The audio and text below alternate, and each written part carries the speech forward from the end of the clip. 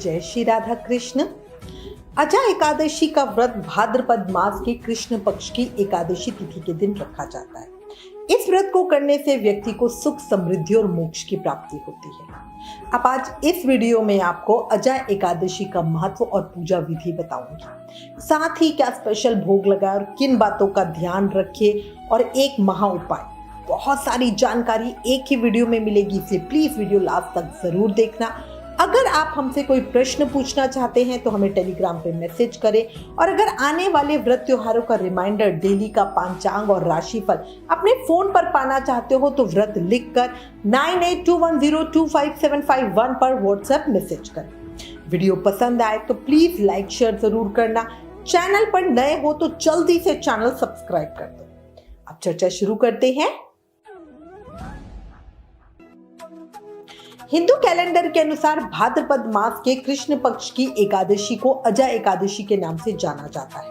अजा का अर्थ है जिसका जन्म ना हो। प्रकृति या आदि शक्ति के अर्थ में इसका उपयोग किया जाता है। श्री कृष्ण जन्माष्टमी के बाद पड़ने वाले इस व्रत को कमिका या अन्नदा एकादशी भी कहा जाता है। भगवान विष्णु को समर्पित एकादशी के इस व्रत में भगवान के उपेंद्र स्वरूप की पूजा की जाती है।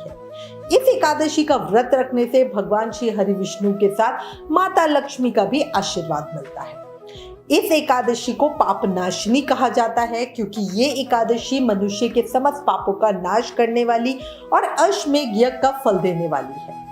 एकादशी भगवान श्री कृष्ण को बहुत प्रिय है, इसलिए इसे हरिवासर भी कहते हैं। एकादशी एकमात्र ऐसा व्रत है जो मनुष्य की भौतिक इच्छाओं को पूरा करने के साथ साथ अंत में उसे मोक्ष भी देता है। एकादशी वाले दिन व्रत रखने और पूजा करने से हमारे जीवन की बहुत सी समस्याएं दूर हो जाती हैं। जो इसका व्रत करते हैं वो इस लोक में सुख भोग कर अंत में विष्णु लोक को जाते हैं। इस व्रत का फल अश्वमेध यज्ञ, कठिन तपस्या, तीर्थों में स्नान, दान आदि से मिलने वाले फल से भी 16 गुना अधिक होता है। मान्यता है कि इस व्रत को श्रद्धा पूर्वक रखने से घर में धन धान्य आदि की कभी कमी नहीं होती, परिवार के सारे संकट दूर होते हैं।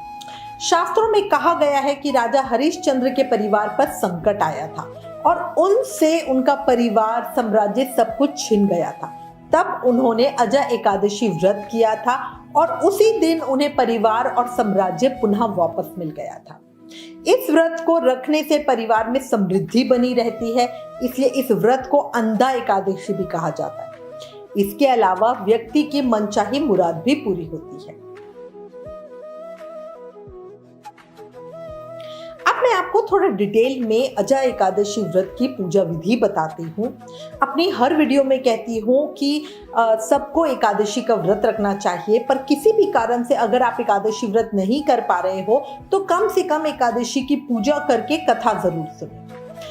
अब आपको इसकी पूजा विधि बताती हूँ। विधि विधान से पूजा करने से हमें बहुत उत्तम फल मिलता है। अच्छा, करना क्या है? अजा एकादशी के नियमों का पालन हम दशमी तिथि से ही करेंगे। दशमी तिथि को सुबह बिना प्याज लहसुन का सात्विक भोजन करेंगे। सूर्य के अस्त होने के बाद शाम के समय भोजन नहीं करेंगे। ब्रह्मचर्य का पालन करते हुए जमीन पे सोएंगे। सुबह अगले दिन जब एकादशी की सुबह है उस दिन सूर्योदय से पहले उठेंगे। शरीर पर तिल और मिट्टी का लेप लगाकर कुशा से स्नान करेंगे। अच्छे से नहाने के बाद साफ कपड़े पहनेंगे। पूजा में काले नीले कपड़े नहीं पहनने हैं, ध्यान रखना सफेद पीले ही कपड़े पहनने हैं। नहा धोकर साफ वस्त्र धारण करें, फिर पूजा की तैयारी करें। सबसे पहले पूरे घर में गंगा जल या गौमूत्र छिड़के। इससे घर से नेगेटिव एनर्जी दूर होती है, पॉजिटिविटी आती है और पूजा पाठ में ज्यादा मन लगता है। घर के मेन गेट पर हल्दी से स्वास्तिक या सतिया बनाएं। उसके बाद अपने व्रत का संकल्प लें और भगवान श्री विष्णु और माँ लक्ष्मी की विधि विधान से पूजा करें। अगर आपके सेवित शिव विग्रह हैं तो उन्हें बढ़िया पंचामृत से अभिषेक करके सुंदर वस्त्र धारण करवाएं, बढ़िया श्रृंगार करें। उन्हें बढ़िया फूल, फल, धूप, दीप नैवेद्य यानी मीठा अर्पित करें। भगवान विष्णु की प्रिय चीजों का भोग लगाएं। विष्णु जी की पूजा में तुलसी का प्रयोग जरूर करें।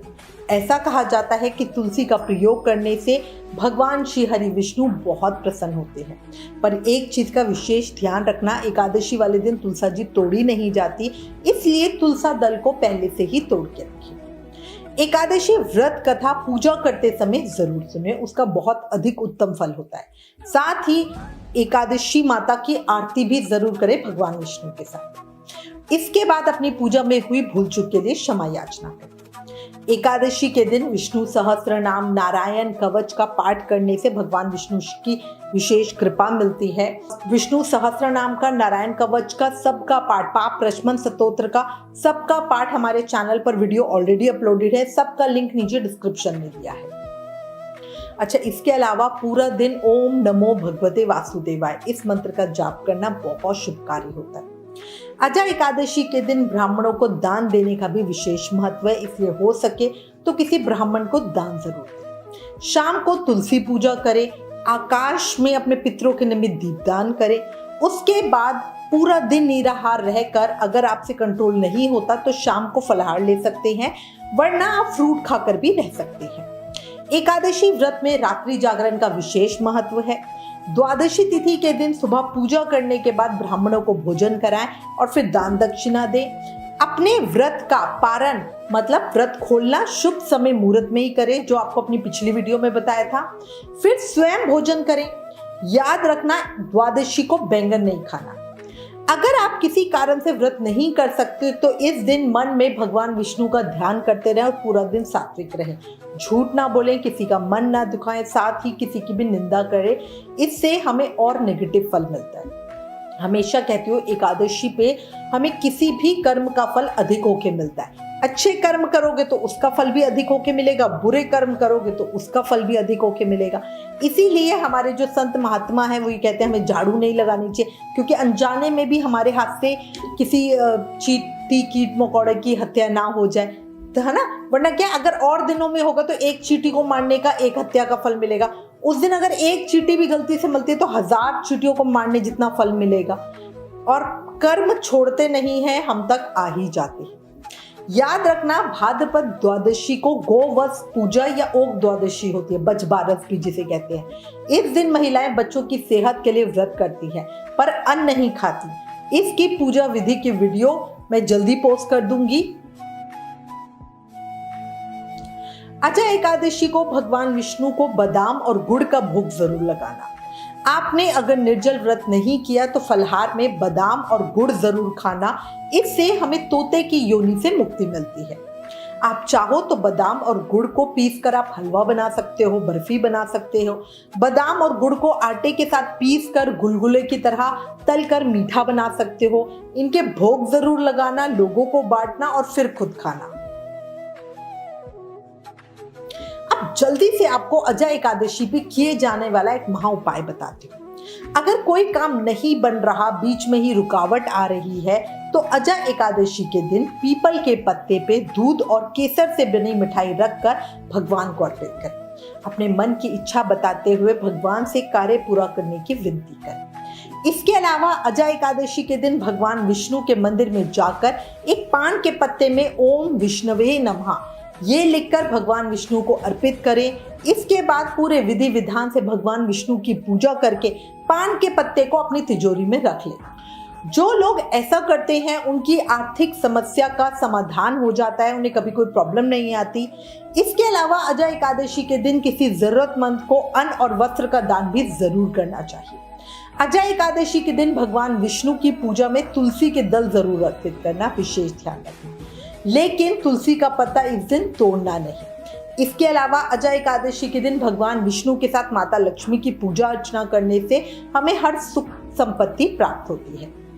एकादशी व्रत की कथा अपनी अगली वीडियो में बताऊंगी। इसी के साथ मैं उम्मीद करती हूँ इस वीडियो में दी गई जानकारी आपके लिए उपयोगी होगी।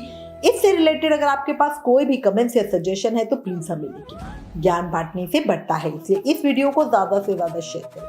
आप हमें फेसबुक और इंस्टाग्राम पे भी जरूर फॉलो करें। Please like, share and subscribe. Thank you. जय श्री राधा कृष्ण।